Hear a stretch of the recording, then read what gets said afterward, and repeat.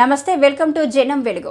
నందిపేట మండల కేంద్రంలో మండల కాంగ్రెస్ పార్టీ ఆధ్వర్యంలో నంది విగ్రహం వద్ద మా ఆర్మూర్ అసెంబ్లీ ఇన్ఛార్జు వినయన్న గారి ఆదేశాల మేరకు మొన్న ఏదైతే సార్వత్రిక ఎన్నికల్లో ఇచ్చిన హామీల్లో భాగంగా రైతులకు ఇచ్చినటువంటి 2 లక్షల రుణమాఫీని మొన్న రేవంత్ అన్న గారి కేబినెట్ లో రేవంత్ అన్న గారి ఆధ్వర్యంలో జరిగినటువంటి కేబినెట్ సమావేశంలో రైతులకు ఆగస్టు 15 లోపు 2 లక్షల రుణమాఫీ చేస్తామని చెప్పేసి ఏకగ్రీవంగా తీర్మానం చేయడం జరిగింది.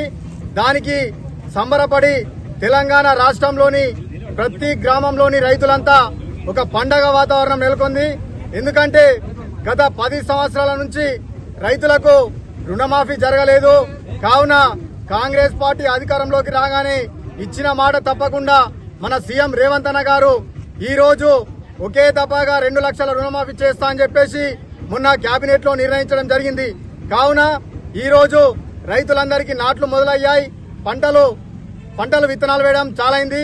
అదే విధంగా ఏదైతే మొన్నటి కేబినెట్ సమావేశంలో రుణమాఫీ చేస్తామని చెప్పేసి మన సీఎం రేవంత్ రెడ్డి గారు చెప్పగానే రైతులంతా గ్రామాల్లో పండగ చేసుకుంటున్నారు. మేమంతా ఒకటే చెప్తాం, గతంలో వైఎస్ రాజశేఖర రెడ్డి గారు ఉమ్మడి ఆంధ్రప్రదేశ్ ముఖ్యమంత్రిగా ఉన్నప్పుడు మనకు రుణమాఫీని ఏకకాలంలో చేశారు. ఇప్పుడు అదే తరుణంలో మన సీఎం రేవంత్ రెడ్డి గారు ఇప్పుడు 2 లక్షలు ఆగస్టు 15 లోపు ప్రతి ఒక్కరికి కూడా రుణమాఫీ చేస్తా అని చెప్పేసి కేబినెట్ లో ఆవేదన చేయడం జరిగింది.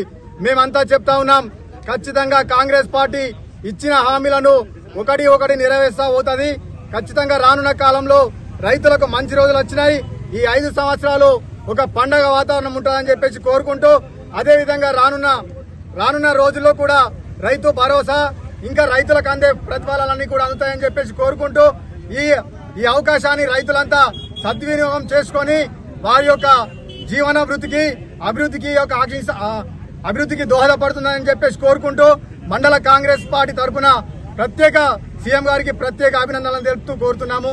జై హింద్, జై కాంగ్రెస్.